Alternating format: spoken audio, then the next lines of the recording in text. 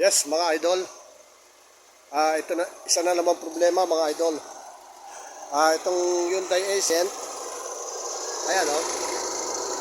CRDI. Yan.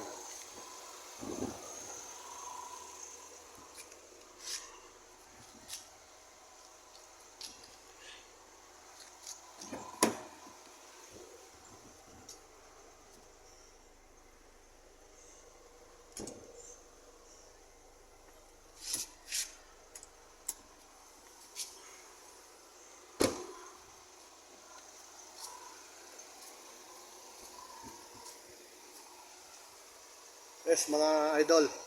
Itong Hyundai Accent na ito, diesel, CRDI.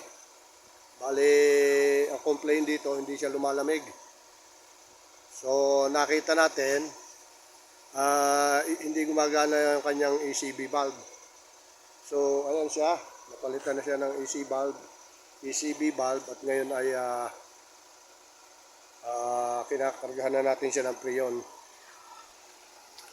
Ayan siya.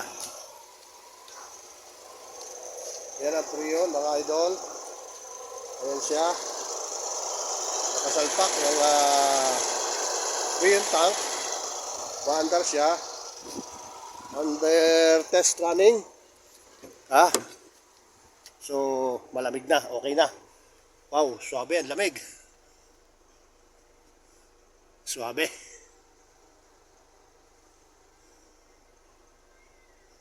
Suabe ang lamig niya. Mga idol.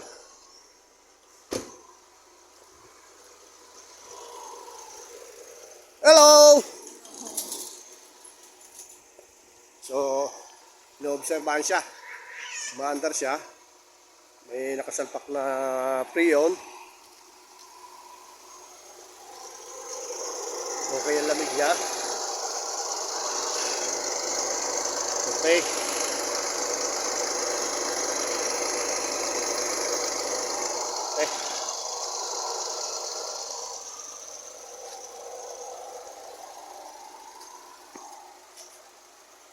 Ayan mga idol.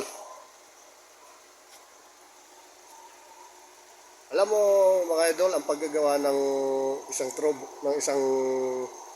problema sa ating sasakyan ay yan ay hindi talaga yung pinag-aralan ng mga mekaniko.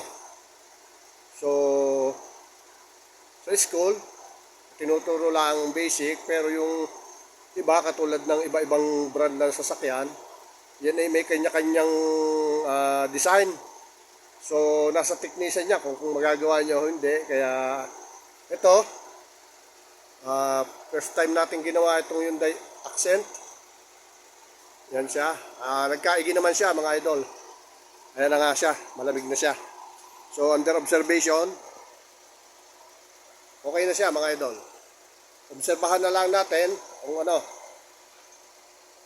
na leak test, na vacuum, at na spray yung charge natin. So,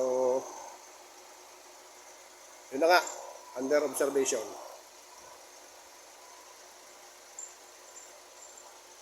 Tignan natin mga idol yung review niya kung malamig.